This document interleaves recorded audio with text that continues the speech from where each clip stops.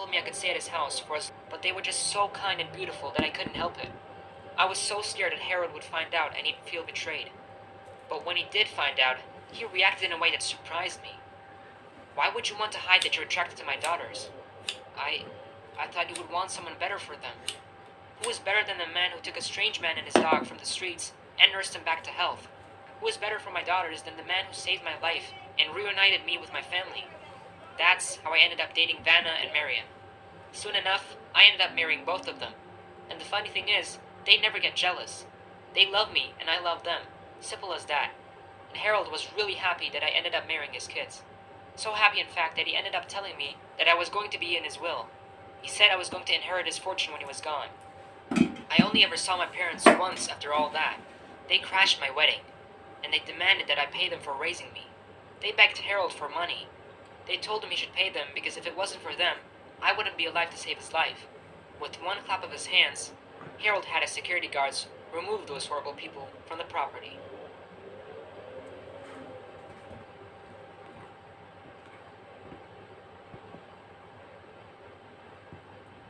Treat Yourself Tuesday is actually debit day for Aaron's water bill. If only he'd used BPay to schedule bills for after he gets paid. Switch to BPay. We're in your corner. Damn! The bigger, the boom, the bigger, the bang! Be the will who charmed West Philly. The bigger, the boom, the bigger, the bang! Keep going. Hey everyone, my name's Tom, and everyone thought that I was just a nerd until they realized that I'm the attractive mystery guy everyone has had a crush on for years. But first things first, shout out and credit to Soma M. Now, let's jump straight into today's thrilling story. I'm a classic introvert. I try to keep to myself. And that's not because I want to. It's because I'm awkward, and when I try to talk to people and make friends, things just don't come out right. Like, in my head, what I want to say sounds so smooth and cool, but when I try to say it, it ends up just making everyone go quiet and slowly leave. So yeah, I'm a bit of a nerd. And I tend to talk too much and ramble about things I love. So much so that people stop paying attention, and inside, they probably wish I'd just stopped talking. So suffice it to say that I don't have many friends. But in a different world, as a different version of myself, I am. And I have a few million followers who I consider my friends. It all started one day when we were in gym class and my teammates were laying it on me. They told me that I was the reason we lost at basketball. We shouldn't have picked you for our team. Well, we didn't actually pick him. A bit of that caked mess of my skin. Didn't even go to the same school. And still, they judged me and bullied me for how I looked and how I dressed and for something I didn't do. So, I took to social media too. It was my first time ever on TikTok, but in front of the camera, it was much easier for me to talk. I didn't have to worry about seeing people looking back at me, so I felt free to air out how I really felt. I didn't show my face, of course. I was too shy for that. I used a filter that made me unrecognizable. I told the internet how alone I felt, how kids at my school were vicious, and I talked about despite all that, I still had a positive outlook, that I would try, one day at a time, to be better at talking to people, and to not let me being introverted get in the way of me living a good life.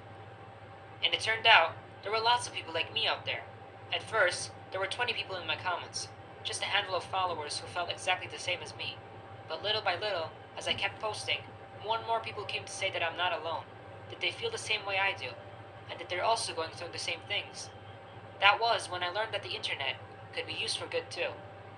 There may be a lot of hate being thrown around out there, but there's also a lot of positivity, a lot of support, a lot of people who are just like you and me, who feel like they're alone. But thanks to social media, I got to connect with them. And it made me feel less like I'm the only one. And thanks to the encouraging messages and videos I put out on TikTok, soon, hundreds of people began messaging and commenting, saying that my account helped them feel better. That motivated me. If I could help even more people, then that would also make me feel better.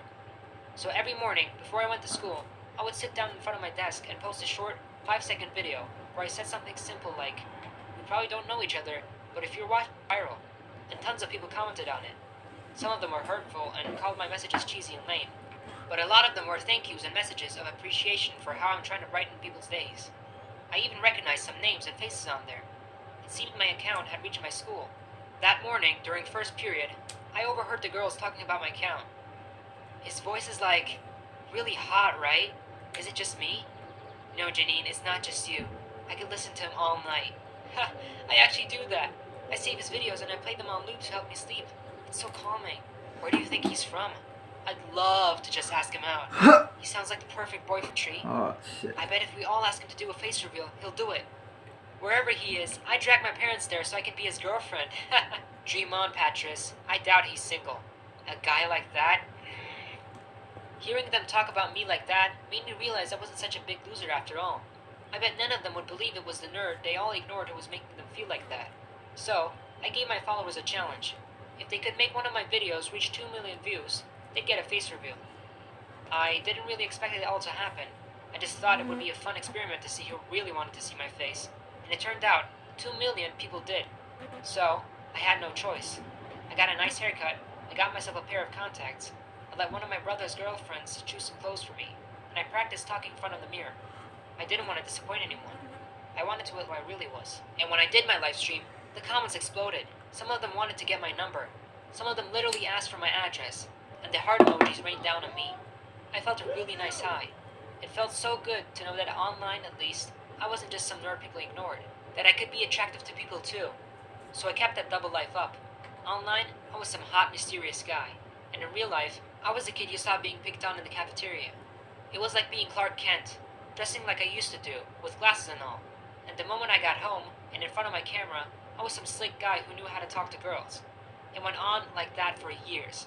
Until one day, just before prom, some clever computer nerd at school figured out where the videos were being sent from. It was a bit creepy that she tracked down my IP address with such ease. But that day, when I walked into the school, everyone's eyes were on me. They were all quiet, and I got really scared. It felt like they were about to throw tomatoes at me. But then, one girl stood up and approached me. She smiled at me and took off my glasses. Then, she pushed my hair back. Oh my god, it's really him! Suddenly, the schoolyard erupted with shrieks from all the girls. They rushed at me, pens and notebooks being thrusted at my face. Sign my book, Tom! Go to prom with me, Tom! They followed me everywhere. Some of them even skipped class to stare at me from outside the classroom door. Miss Milhouse had to call the principal just so they'd clear off. That afternoon, as I was trying to detangle myself from the 20 girls that had kept asking me to prom, my bullies suddenly appeared in front of me. They all looked super intense. I thought they were about to beat me up.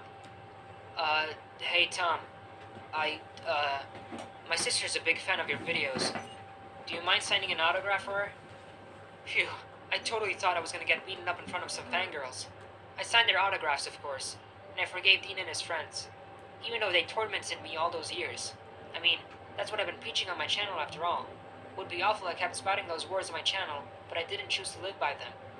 Dean and his buddies became good friends with me. They come up to me every now and again, asking for advice about girls.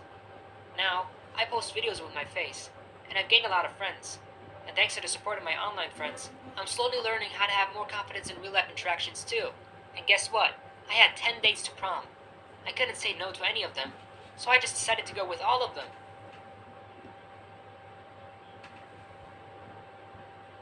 I don't like the way I feel. I killed 2 people last night after I tried really hard not to. Okay, well, that's not ideal. Log into ABC Ivy. It was a normal Monday morning. I was standing by my locker when this Layla girl walked over, leaned against the locker next to mine, and talked to me in this sultry voice. Hi, handsome. Do you have any plans after school?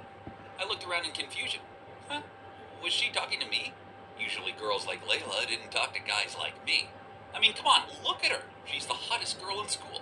While I'm Felix, just your average-looking nerdy guy. I awkwardly replied, oh, hi, with Layla. I'm flattered, but no. She scowled. A big smirk on her face. Be my boyfriend, then the pranks will stop. Because of me? Nah, probably not. But as I was walking home, I spotted her sitting alone on a swing in the playground. I've fallen for Layla, but why now? I tried to ignore these feelings, hoping they'd eventually go away. But then Valentine's Day came along, and Layla, being the popular girl she is, received enough roses to open a florist. Ugh, how annoying. I needed to do something. So after school, I went to her house with some chocolates and a teddy bear. But she was constantly yawning and staring out of the window whenever we started studying. Ew. that she asked her mom to give me and saw some Spanish worksheets. And no way was I letting them get away with this. I had a perfect plan to expose them. During lunch, I sat down at the table. Girl who won't trick me in calling. What? Fine. Promise you'll leave me alone after this? Okay, wait, I'm coming downstairs. Oh my god. Layla's at my front door and she insists to not leave unless I have a talk with her. Ugh. Don't move, everyone. I'll tell you every detail as soon as I'm back. Jesus, guys, you won't believe what Layla's just told me. The thing is that her cheerleading team had to practice a lot for upcoming contests, which means they couldn't study as much. Therefore, they had to find someone who was willing to do their homework so their grades wouldn't slip. That's when Layla came up with the plan to win me over as her boyfriend. The flirting, the pranks, they were all part of her plan. That was the truth. But Layla didn't know about the Spanish worksheets because her teammate Harper gave them to her. Turns out Hector is Harper's boyfriend. Didn't see that coming, right? But I was still super mad at Layla because she still used me. Then Layla took out some papers and showed them to me. It was homework with all B's on them. Then she told me, okay, I admit that at first I didn't like you. I only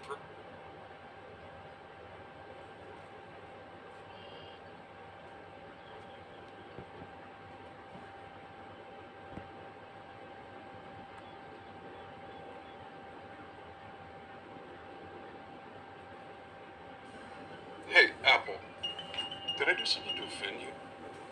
I mean, Samuel L. Jackson, Jack.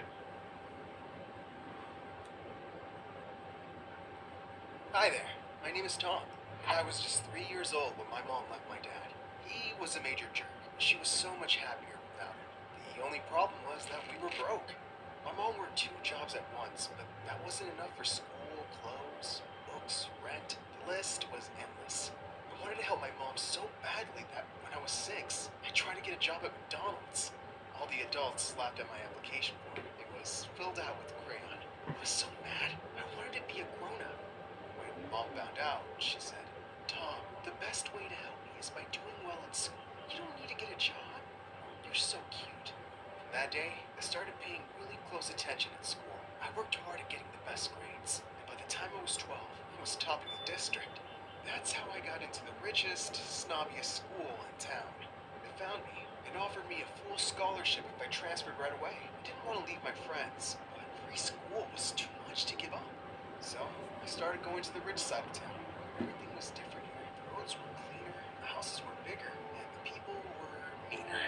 The meanest of them all was Blake. His father owned the school, and he did whatever he liked. My first day, I saw him push a kid off his bike for no reason.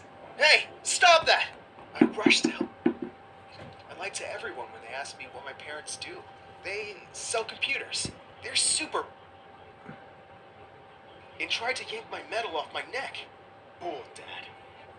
He's faking it! Instead, I raced up to Lisa first and gave her my best smile.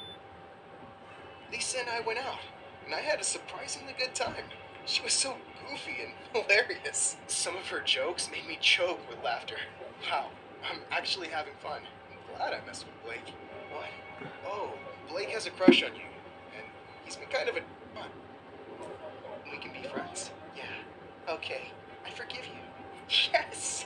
All 100 tacos were worth it, because Lisa was amazing. She was kind, funny, and most importantly, she was a really good friend. She was always there to help her friends with their troubles, and I felt like I could tell her almost anything. Almost. One day, Lisa asked me what my parents did for a living, and I felt real fear. If she finds out I'm poor... Floor! My manager caught me by the collar and fired me on the spot. If I wasn't horrified enough, I turned to see Lisa staring at me with her mouth open. Good to kick me out of school. You have no power here.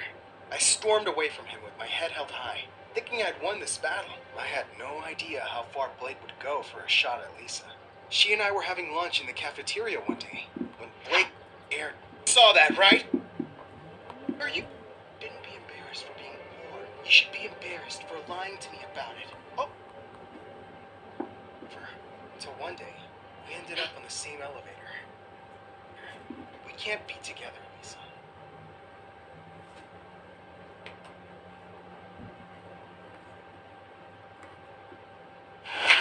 Any one of you could be the murderer. We're all of our own movie. The same thing could happen, but you see it in a different way. What?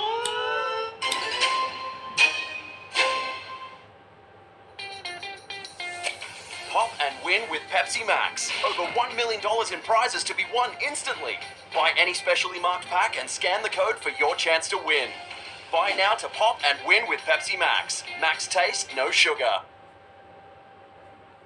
Ah.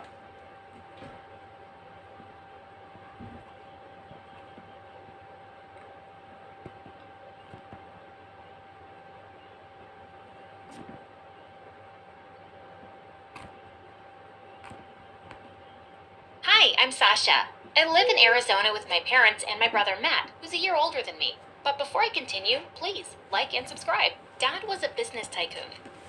Right.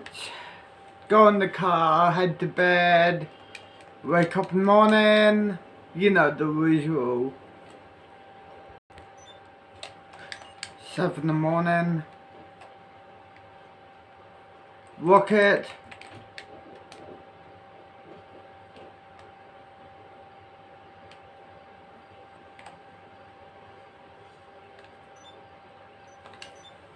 And our lives were just perfect. Smoke a That blunt is, for until day. one Christmas when I was 5 years old. Dad had invited the whole neighborhood for dinner, and the house was buzzing with excitement. We were all busy with the preps when suddenly Dad cried out, "Matt, that tree's fallen! Catch it before it breaks my glass table!"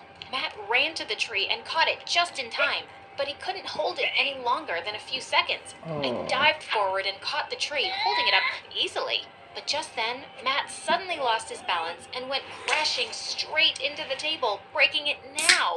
Oh my God, what a mess! Dad came running to push the tree back in place, and then he lifted me up on his shoulders. "Oh, darling, you're a strong one, aren't you?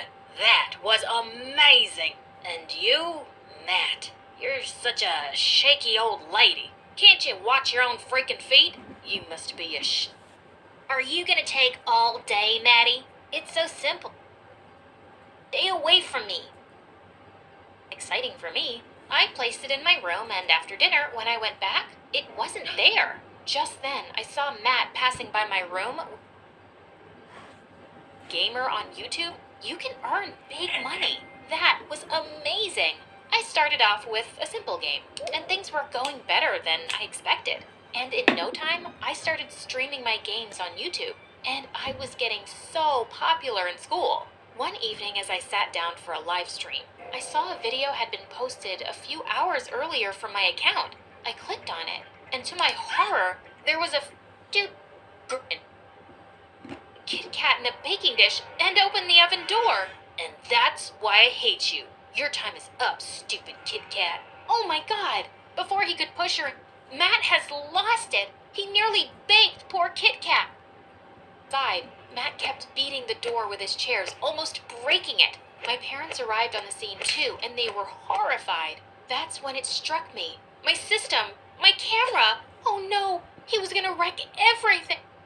What the what? So they'd left me alone? Oh no, how was I gonna deal with Matt if he came back? You're strong, Sasha.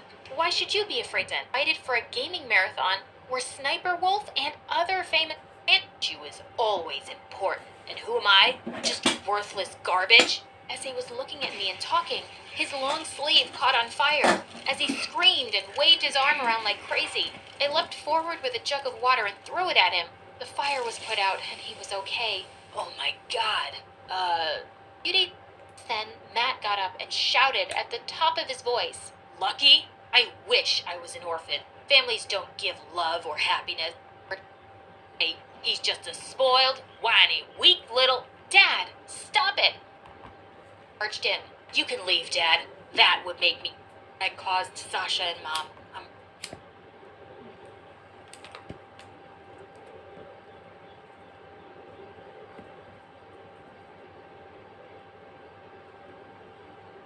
We followed Michael up the pathway to the front door. Michael tried to open the door, but it was... The 5 of us made a circle around Layla. She looked scared when she saw that we were all against her. We picked her up. "Derek, wake up. Do you know what day it is?" said Tina.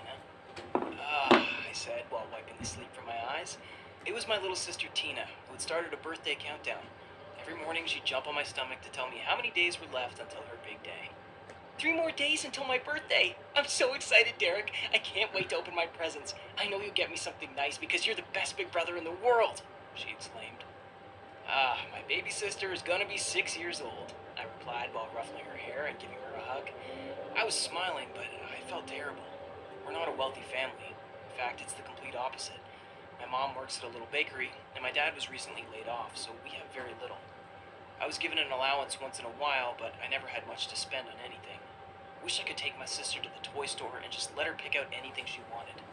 She was my only sibling, and as an older brother, I was very protective. I wanted only the best for her, but I had nothing. I got out of bed and went to the kitchen to see what was for breakfast. Boring oatmeal porridge again. Mom, I'm tired of this, I groaned. Honey, I'm tired of explaining to you that we can't afford to spend money on exciting breakfasts, she replied. Yes, son, you should be grateful that you at least have something to eat. Many people don't. Practically everything. And there was me, the guy with one uniform because my parents could only afford one. I wore the same one every day. That morning I was almost completely dressed when I realized I was missing a sock. I searched everywhere for it. It wasn't in the closet, on the chair, near my desk, anywhere. My last resort was to check under the bed. As I knelt and peeped in the darkness, I noticed a crispy $50 bill on the floor next to an old shoebox. What? I thought. I've never been able to save that much my whole life, so where did this come from? I picked it up and without a second thought, I shoved it into my pocket. I was so excited that I ran out of the house and was just in time to catch the bus. Luckily, my pants were long enough to hide the fact that I was still missing a sock. My day was quite uncomfortable. Have you ever tried walking around with a missing sock? But I caught up with my best pal Miles at lunchtime. You're so irresponsible. Anyway, here. You're lucky my parents are strict and that all I have in my house are books and board games. Otherwise, we'd be in the same boat, I replied. One day that'll change. You're the smartest person in our year. I'm sure you'll be rich someday, he exclaimed. Speaking about rich, this morning I found a $50 bill under my bed. That was so weird, I told him. He began to laugh. Well, Derek, I think you should check under your bed every morning. Maybe soon you can actually buy me more games. I laughed too, and then the bell rang, so we both went to class. When I got home that afternoon, Tina came running towards me with her hands in the air. 2 more days until my birthday. Have you bought me my present? She screamed. What do you want, anyway? I asked. I want an LOL doll, 2 Barbie dolls, a stuffed unicorn. She went on and wouldn't stop. I ate my boring dinner, did my homework, showered, and went to sleep. The next morning, I realized I still hadn't found my sock. I remembered Miles' joke and looked under the bed again. There was $100 there. Even though he meant it as a joke, it was really there, and much more than yesterday. All I could think about was what I'd buy for Tina. Her birthday was the next day. I quickly put my money into my pocket and left for school. Did you know Dan? Dan Murphy? Yeah, I quickly put my money into my pocket and left for school. After school, I went to the toy store and bought everything I could for $150. I walked home with my bag of presents, feeling like the world's best big brother. When I got home, Tina ran towards me like she usually did. Derek, 1 more day until my She paused. Are these all presents for me? She squealed. Yes, but you can't open them until tomorrow, I replied. You're the best big brother ever, she said and ran to tell our parents. I went to my room to change and started on my homework. Suddenly I heard a knock on my door.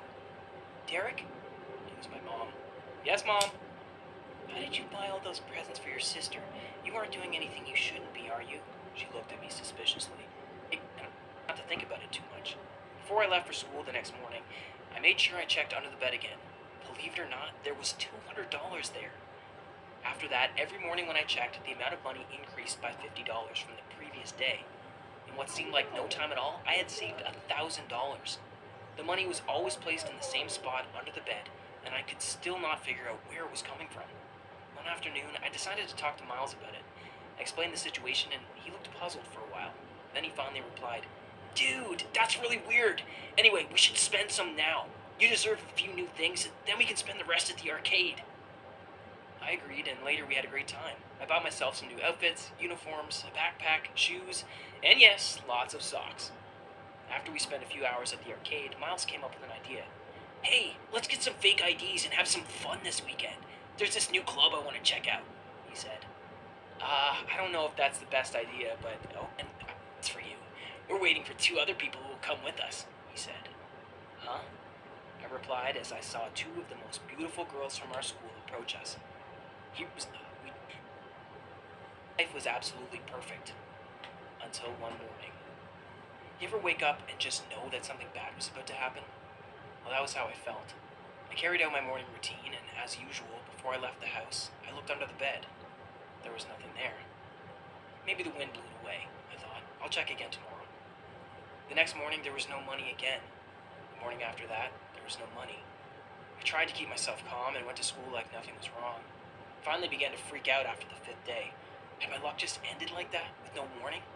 Instead of running for the bus that morning, I went to the living room and sat down with my head in my hands. Derek, what's wrong? My father asked as he came to sit next to me. But I don't know what got into you after that. You proved a great fortune. We chose to raise you and Tina like this because it teaches you some important values, like honesty and generosity. I put the money under your bed every night to see how you'd behave when you had everything, he said. I was to a massive family fortune. If you want to have a massive fortune as well, let's get this video to fit on out. Parents weren't overbearing or controlling. They wanted me to grow up into a self-sufficient, independent person. That meant they pretty much let me do whatever I wanted. So I got to hang out with my friends and do whatever I felt like doing. One Saturday afternoon after football practice, I was walking around town with my friend Andy. We were feeling really hungry after a pretty intense practice session, so we decided to stop at a 7-Eleven and grab a snack. As I left the building with a Slurpee the size of my head, an old man bumped into my shoulder and half of my drink spilled onto the pavement. "Hey, watch it," I said angrily. "I'm sorry," he replied. I took a good look at him and realized that he was wearing dirty clothes and he looked like he hadn't showered in months. "I haven't eaten all day. Do you have $5 to spare?" he asked me. "Sure," I said while digging into my pocket. I handed him the money. "I don't have anything to eat tomorrow either.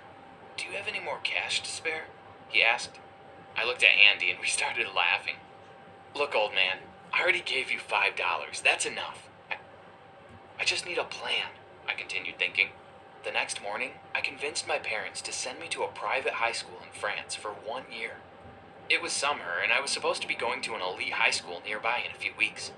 I explained that moving to France would be better for my development and independence. I'd also learn a new language. They agreed right away, made the plans, and bought the ticket. I couldn't believe how easy that was. In reality, I'd only be moving 2 towns away. I had already enrolled myself in a poorly funded high school there. When it was time to leave, I pretended that I was all packed and ready to go to my new school.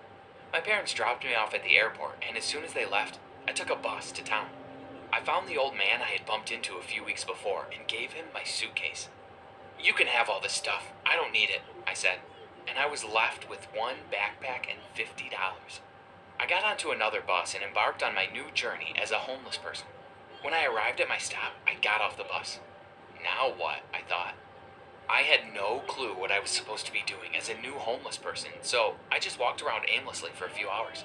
I began to feel very tired, and it started to get dark, so I decided to sit at a table outside a cafe.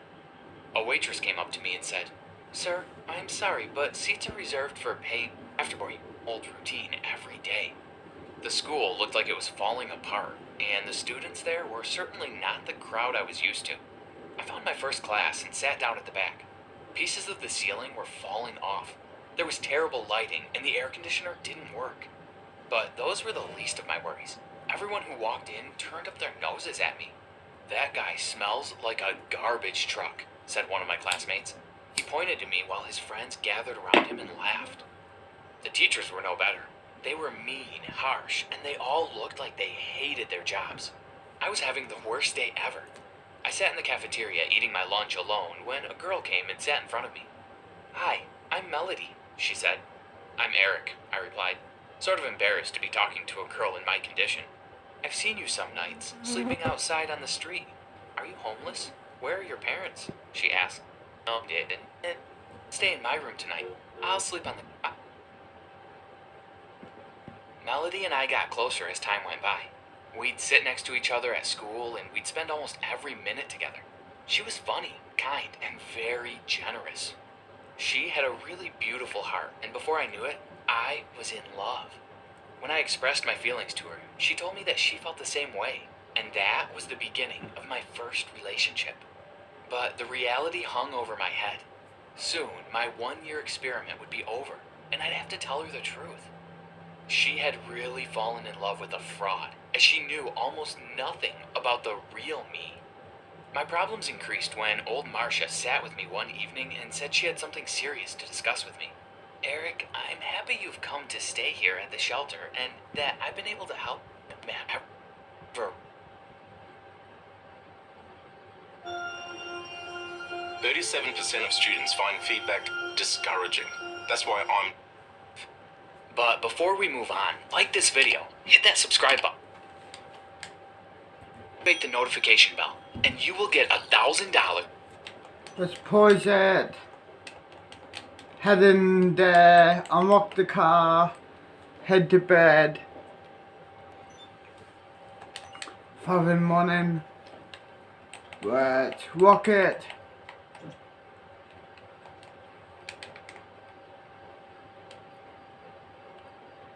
And chill here, dog. Why not? In the next 9 hours. Trust me, it works. I was such a me to help him around with Smoke a cars, blunt home for defense, day. which was more looking at what he does than helping, but we got to spend time together that way. But everything changed one day when I was 9. I was in my school waiting for my parents to pick me up, but they never came. Instead, some police officers came and took me in their car and explained to me how their car was in an accident and they were never coming back. I cried so much that day. Ever since then, I had been in the foster care system, going from home to home since I had no relatives or family after my parents, so the rough times of my life began. And so did my sad life story, and didn't get any better afterward. It was definitely good to not have to put up with the mean foster parents, but life was still tough for me after I ran away. I went from place to place looking for a job to earn money, but no one was open to giving me one. You're too young, they would say, or you don't have the skills, which I didn't because I never focused to be good at anything after my parents passed away. But my dad had left me with some skills when we spent time together fixing cars, and that was how I got the job at the garage. They didn't pay much because they couldn't afford a new worker themselves, but they saw me in need, so they gave me the job. Otherwise, I would have still been sleeping on the park bench like I did for so many nights. Later, after getting the job, I got a very small apartment on a rent-sharing basis with a guy, John. And let me tell you, he was the worst roommate ever. He made me do all the washing and cleaning around the house after my long day at work. And I did it thinking maybe if I did all his work, he wouldn't mind if I'm a little late on my share of rent. But instead, he kicked me out. If you can't pay, there's plenty of room on the streets, he said before throwing out my stuff, which was not a lot. After that, I went to the only place that took me in, the garage. The daughter of the garage owner, Sheila, who was just my age, had been friends with me since I had joined. She convinced her father to let me stay in the small room in the storage area of the garage, and he did. Sometimes she would give me some extra money from her savings so that I could have a decent lunch. I would give you more if I had it, Aaron, she would say, and I knew that she was the kindest person ever. So, like that, I started living in the garage, and it was fun working there as most of the guys that worked with me were just around my age. However, I didn't have the means and liberty to enjoy the things they enjoyed doing, because they had their parents to support them, even if the job paid less. So I always had to reject them when they would ask me to come to a party with them, as I couldn't afford to waste a second of my time. But one day, I decided to take a break and go to the party with them for a change. So I went to the party with the boys, and it was a new experience for me, which was fun. I even met a girl, Gina, who seemed very interested in me, so we exchanged numbers and got on talking. After hearing my entire story, she just said, "Wait, you live in a garage?" "I work there during the day and sleep there, so yeah," I replied.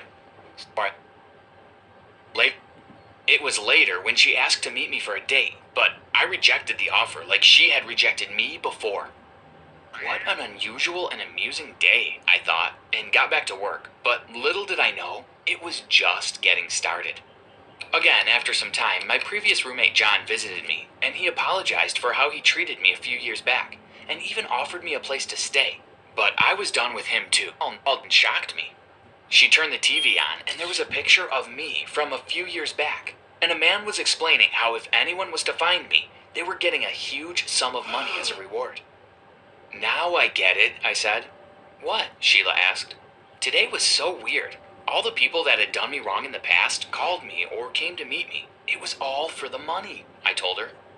We should call him and ask him what this is all about, Sheila suggested, so we called him. On the phone, the man was so happy to hear from me and asked me to meet him instantly.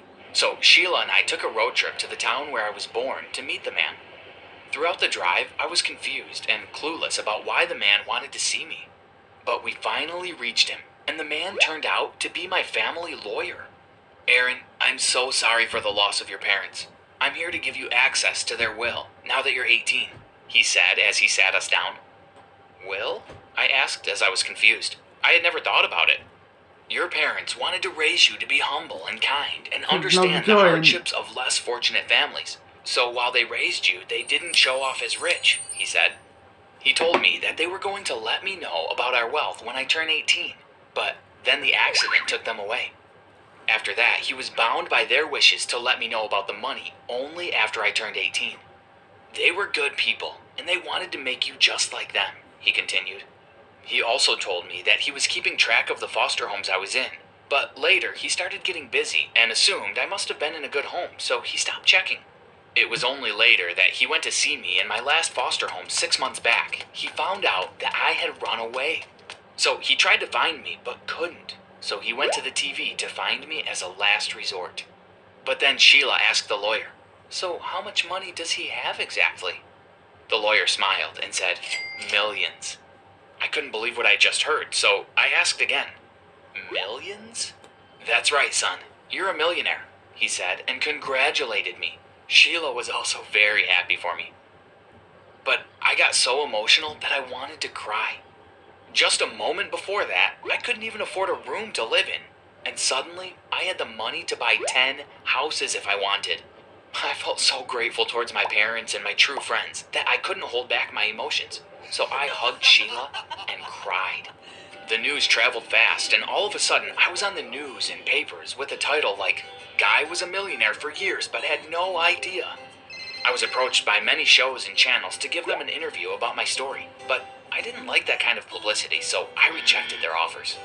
Gold diggers like Gina were always on my tail and kept on calling and texting me, so I changed my number. With millions in hand, I wanted to make a difference, so first I invested in the garage that gave me a job and a place to stay when I had nothing. After that, I started a business of my own and started training and hiring people in need just like I had needed 2 years back. I knew what it was like to struggle, so I wanted to help them out. After that, I did something I didn't have the courage to do. I asked Sheila out. She was so happy when I brought that up. I waited for 2 years. I had thought you would never ask, she said and hugged me. I took her to a fancy restaurant and we had the best dinner. I felt like I could finally give her everything she deserved. Then, a couple of months later, we moved in together.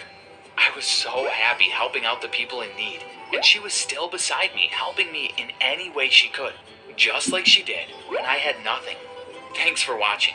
Have you ever learned a secret about yourself that...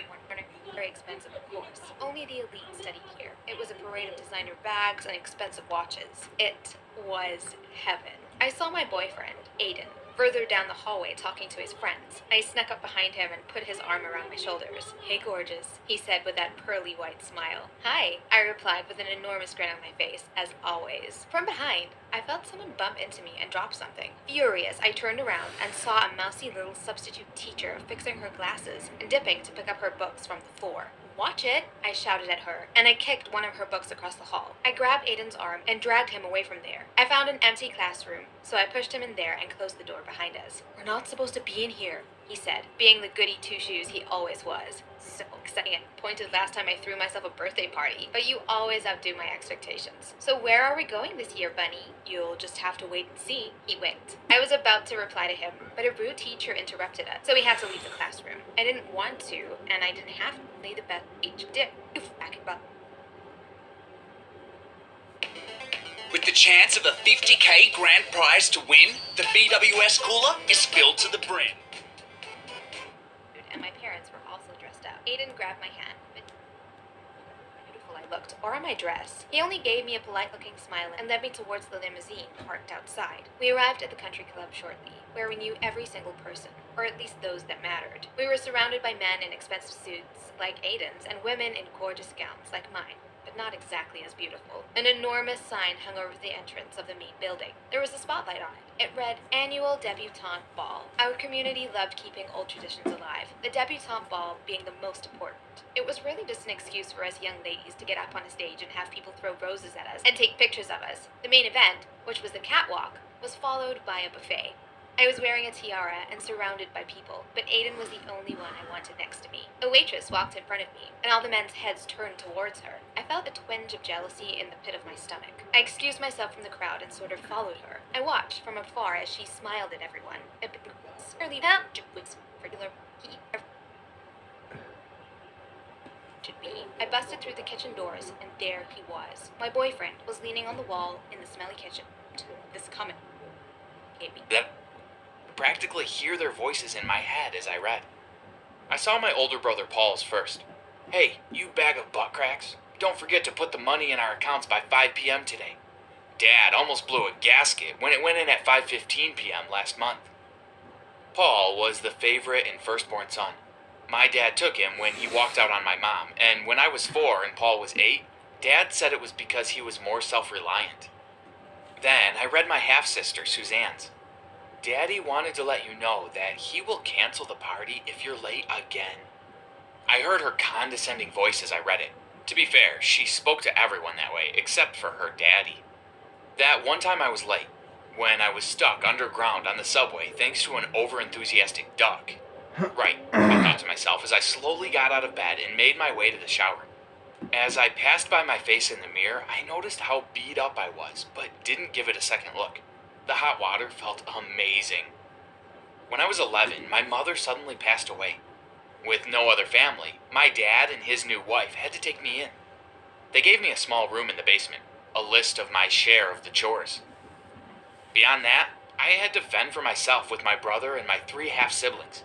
The oldest, Suzanne, Paul, middle son, who was about a year younger than me, and Lena, the baby of the brood, who just turned 17. The fact Suzanne was a year older than my older brother Rick was never lost on me. I got a job when I was 14 and saved up until I had saved enough to move out. Just as I was leaving their house for the last time, they presented me with a bill. That's not a joke. My family wanted me to pay them back for everything.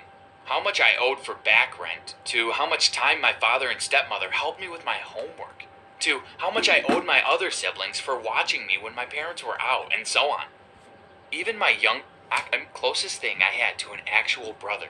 He kind of took me under his wing shortly after I started my job at the firm a few years ago. Because it doesn't pay quite as much as my family wants, I started cage fighting in an amateur league. As we made our way to the subway, Henry explained that, dude, you gotta learn to protect the body. Take away the body, take away the fight. Chance a win. My mind drifted to last night's fight and the feeling of his shin connecting with my ribs in a devastating kick. I may have screamed on impact because I went down. Don't worry, man. I won't tell anyone that you screamed like a little girl before you hit. Just couldn't believe the words coming out of my own mouth. He listened patiently between subway stops. In his usual bluntness, he gave me some sage wisdom. The hell with them. They sound like jerks. Spend the money on yourself for once, man. They were my only blood. I couldn't just... Ain't. A lot more of my colleagues asked me which one of the Scream movies was my favorite throughout the day, as opposed to the 0 times I've been asked that before. I was filling reports, writing reports, and photocopying reports all day. My ribs hurt so bad I skipped my lunch. The clock on my phone said 4:59 p.m. I watched the seconds tick down on the clock by my desk. Not just waiting to clock out, mind you. I made sure all the money was transferred at exactly 1 second before it was 5 p.m. My only silent F.U. victory. Within seconds, I got a text from Lena with a photo of a chocolate cake and a message that read, "Hope to see you soon." I rolled my eyes before making my way to the office door, where Henry was already waiting for me. As I did, one of my coworkers slapped me on the back and said, "Look out, war crier," as he passed me. I paused for a second, then kept moving. On cue, we made our way down the busy street to the subway. Seriously though, Wyatt, Your striking is getting better. Your ground game is solid. Your main weakness is you forget about defense. The better the defense, the better the odds of a victory, said Henry. Next time, I'll beat you, I said. His only response was a quick wink and a shake of his head. By the time we got to the station, we got on different trains. It took a few buses and another hour or so before I was finally at the family home on the edge of town. It was a nice house once that had seen better days. They were not neglected as much as just worn by age and use. When I arrived, I only found Lena and Rick, a single piece of cake and no gift. Well, and Suzanne, well, even with feeling like I had a building fall on me, I was pretty sure that I could. Instead, I sat down in the lawn chair near Rick and pulled a drink out of his cooler. He lifted to be staying. I don't know, I said. Don't you have to get up early for work? He scoffed at me. He was right to. My work and wounds paid for this lifestyle. I took a long sip of my drink. You know, Rick, I never wanted us to be enemies. You're the only real family I have. I didn't have a choice. Yes, I said with a grin, as I thought of the new life I was going to live. Yes, and I live in Vegas. This was going to be great. Hi, my name is Alex.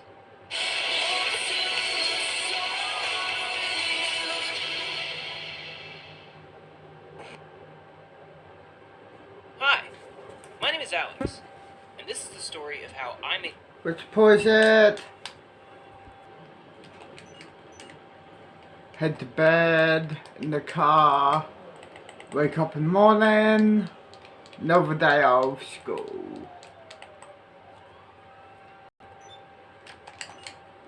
Five in the morning, walk it, let's head out here, watch YouTube and smoke some weed. $100 million when I turned 13. You see, my parents were really rich. They owned a lot of successful companies and made millions. The lawyer and my mom walked me through the details. Hi, Dad can I had join created you? a trust fund for Sure, in case go of his right death. ahead. This Thanks. included all his You're properties welcome. except our main house Let's have a and joint for cottage the in Providence day. my mom inherited. But there was so much more. The So what's your yacht, name? the private plane, Courtney. and his whole collection What's of ancient yours? coins. The biggest Asia. surprise, though, was the bank account. It Fair had enough. more than $100 million in it. I was shocked and asked my mom if all of it was true.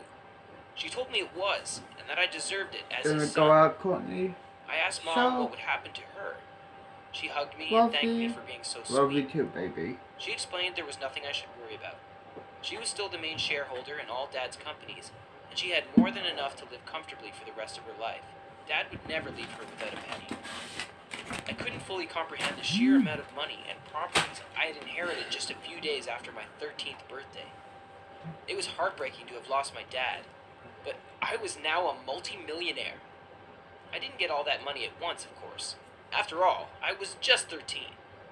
I got a stipend of $1 million You have a fat a ass, year, by the and would way. get the rest when I turned 18. And nice It was tits still an too. insane amount for a teenager. Thanks, And I baby. began spending You're a lot of welcome. money on silly things. My mom recommended I keep quiet about my inheritance, but I was so foolish I didn't listen. My friends began asking for loans, and worse still, so did my family. Not Mom, of course, but my cousins and uncles. They weren't so well off, and I wanted to help them. What I didn't realize was that they were taking advantage of me. It wasn't as if they really needed money for an emergency. They kept asking for $50,000, and then a few months later, begged for possibly want. But I'm about to get my entire inheritance, and it's so much money. I don't even know what I'm supposed to do with my big payday. I'm thinking about donating a portion to charity so that people who aren't as lucky can get back on their feet. But what should I do next? Buy an apartment? Pay for college? Buy an island? Make investments? I'm honestly not sure. I need some advice. What would you do with this money? Please let me know in the comments. Thanks for watching. Don't forget to subscribe and check out the other videos on... New James Squires here. Full flavor, alcohol-free. Young age, but I don't like bragging. Any begged and pleaded for weeks, able to win any of them. Not because they didn't believe in me, but come on, Most of the guys signing up for those tournaments were far older than I was. Still, I would beat the competition and amaze both my folks and those judging the events. I loved it. It was so much fun. So, how and I old are learned you? so much. When the 15, iPhone came what about out, you? I was amazed by it. Then the App Store was released, and that's when everything changed for me. I 13 began years realizing that old. people got so addicted to those silly little Fair games enough. and how easy it was for them to become popular. So I wondered if I could make one of my own and have people actually enjoy it. It seemed like such a fun way of challenging So, myself. do you And smoke so weed I and spent the smoke? following 2 months So, working on baby. an app all Cool. by myself. Here's join the I smoke. had my best friends try it out first, fuck and they off this. absolutely loved it. They'd play it for hours So, at a time, and even cool. ask me for advice on how to move So, forward join faster, then which a I was more smoke than to glad to fuck. help them with. Done. But as I began asking myself how to actually release it, I realized there was a major We're doing a problem fuck with at my my plan, place or and your that place? was my age. You see, Your place? I was 12 at the time, Fair and I enough. couldn't publish any app under my own name, not until I turned 18. I was so bummed at first. I had put so much effort into it, and it was a great product, but no one was going to be able to not enjoy it. you. No one except for my friends, that So, was, but it didn't cool. feel like enough. I talked to my parents that night, feeling really heartbroken. I explained how hard I had worked on it and asked them, begged them actually, to let me publish it under their names. We discussed the idea for a while, and I could tell they were a bit hesitant at first. But eventually, my dad gave me the same smile he offered me when he agreed to let me enter all those hackathons. "All right, son, if you want it that bad, we'll give it a try," he told me. And I knew right then and there that I'd always have my parents' support, no matter how odd my ambitions might seem to them. You have to understand, I was barely more than a teenager, and though I had always been precocious, I was still a child in their eyes. They worried about me and didn't want to expose me to the world too soon, which I understand. Still, they supported my dreams, and we published the app, thinking a few people would fancy it and that it would be a launching pad for me later on in life. Man, we never imagined what would happen next. My game became an overnight hit, and almost immediately began paying off. I couldn't believe it. Money was pouring in at thousands a day. Every single hour, more and more people downloaded it. I had never felt happier before. The reviews were so positive, and my parents were gleaming with pride. The absolutely best part, though, was being able to give the money to my parents. You see, I come from a working class family. My folks had to struggle to buy me just about anything we owned, and yet they always tried to give me the Let's pause it. Let's head back to my crib. Done. Unlock my car. Come on.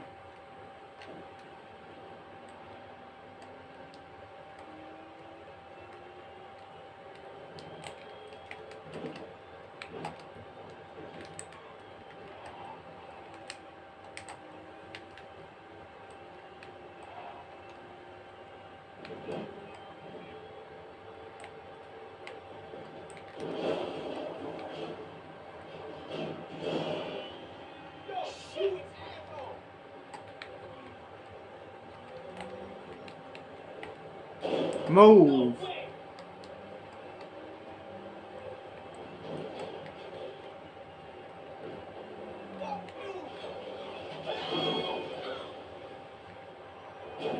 Move.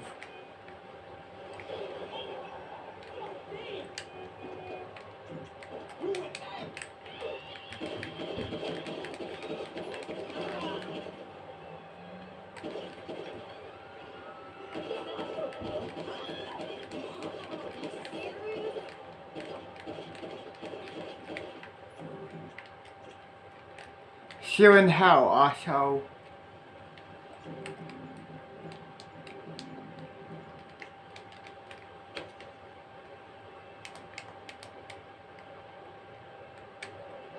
Get in. Quickly.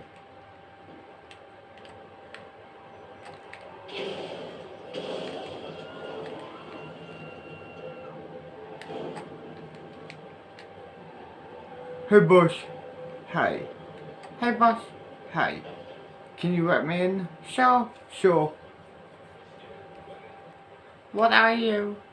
I'm the boss of the MS-13 game. Nice. I know. Hey boss. Hey boss. Hey.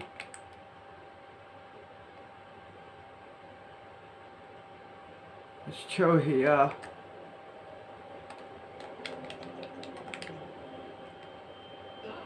Excuse me.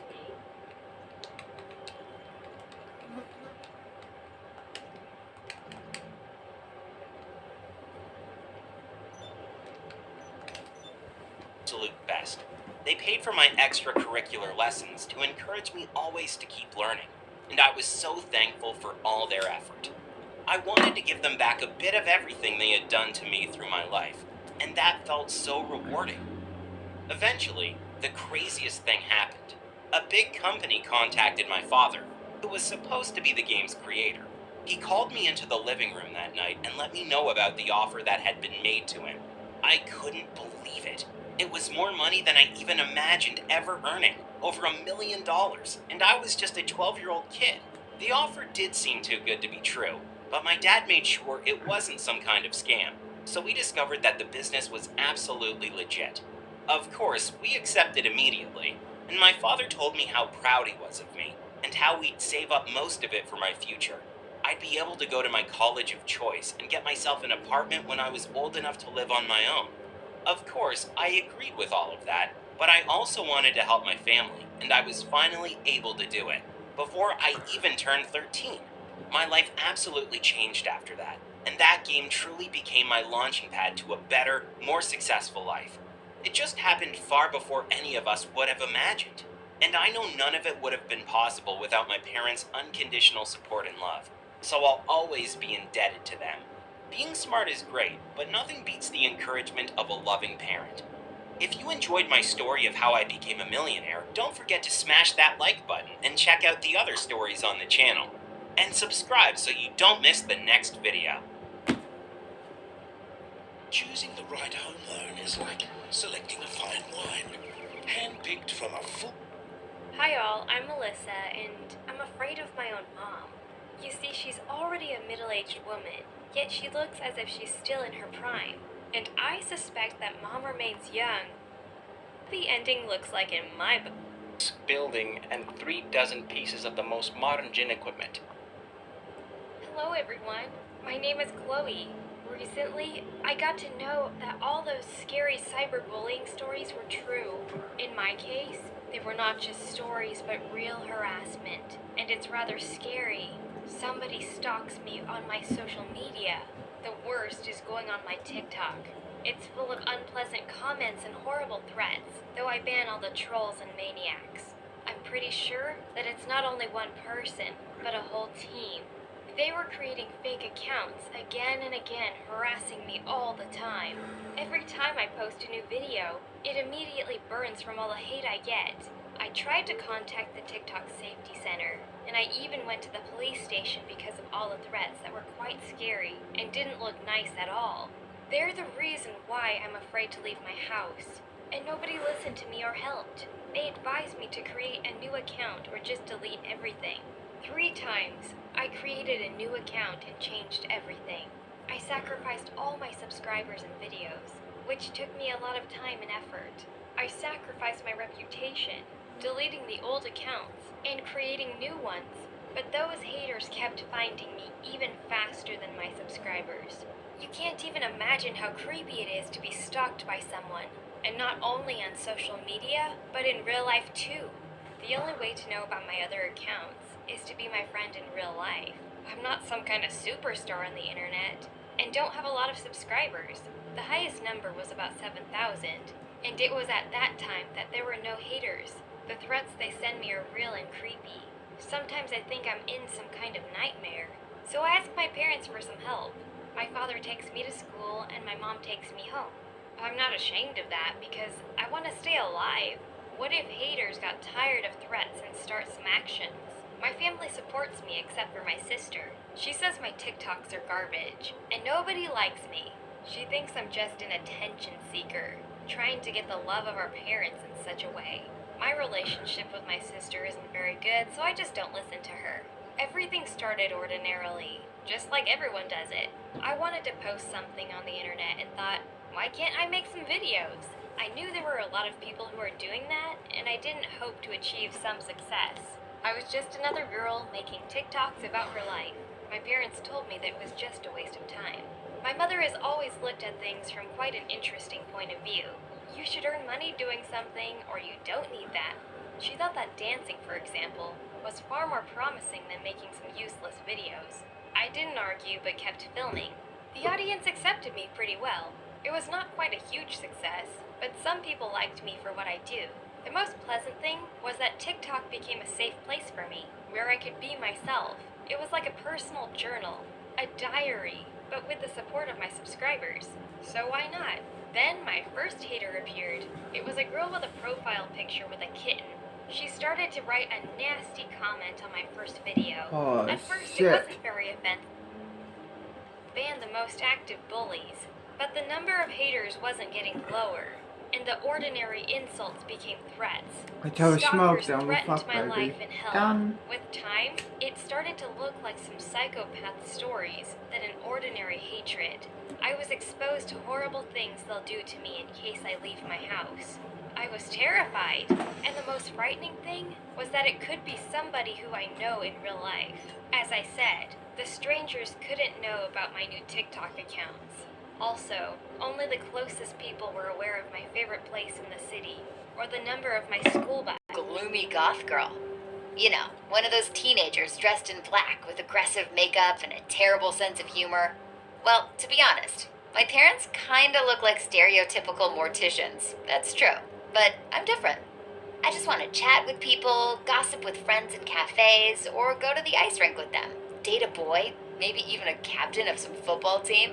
But apparently, due to my parents' occupation, I simply can't do anything like that. It's unlikely to ever happen, because I'm an outcast.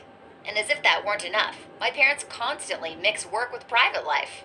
When I was a small child, my parents had a talk about dead bodies in our house.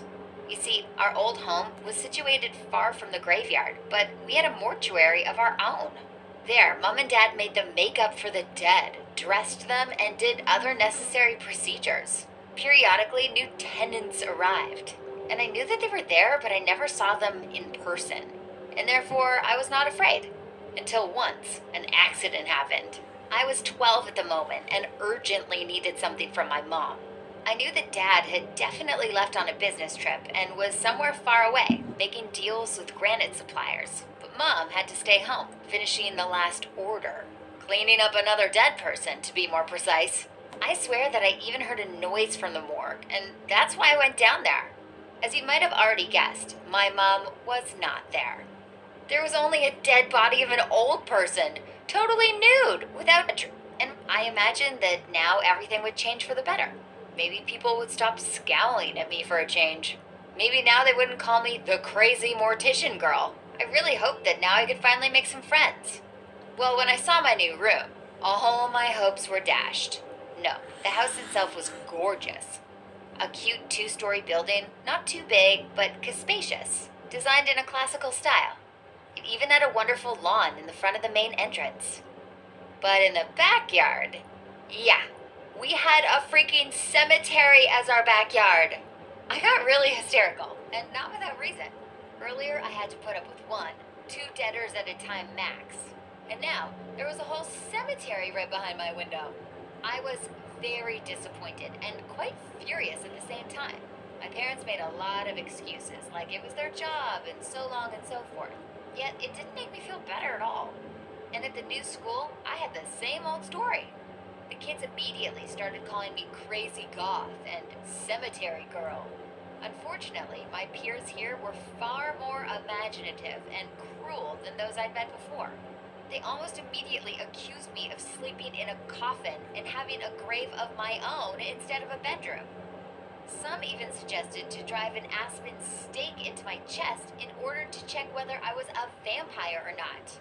It was only a joke, of course, but sometimes those guys behaved so bad that I really got afraid for my life. Besides, I constantly felt tricked. After all, my parents had promised me a better life, and I got this. I didn't even tell my parents about what happened in school. Mom and Dad always tried to cheer me up with stories of our family business and reminded me of the stupidity and the excessive cruelty of the other children, as if I didn't know already. Yeah, it's stupid and irrational to fear the dead. Naturally, there'd always be idiots who first curse you and then come to ask you for a favor. Whatever. Anyway, parents were no help. I've heard all that a million times. Yet there was another reason for me hating our new home. I never told anyone about this, though.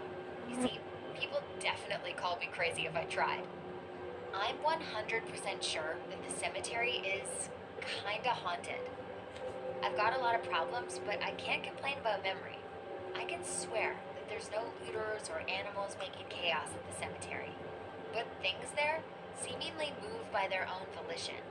I've told you before, my bedroom's windows overlook it, and I often noticed how the wreath exchanged their places among the graves. And some small things like a toy or a spectacle case move around the cemetery. Even statues changed places sometimes. I had a trip. Ready? Yep, you got them right. Cool. Let's head in. Let me show you around. Hey boss. Hey boss. Hey Olvies. This is the lounge room. Dinner table, kitchen, the backyard. We have a swimming pool, a spa, a tennis court out there, and we also have a fountain. Over here is the garage. Nice. Area over here. This is my sister's room. This is my room and my mom's room and dad. Cool. And this is the bathroom. Ready? Yep, I'm ready. Let's do this. Done.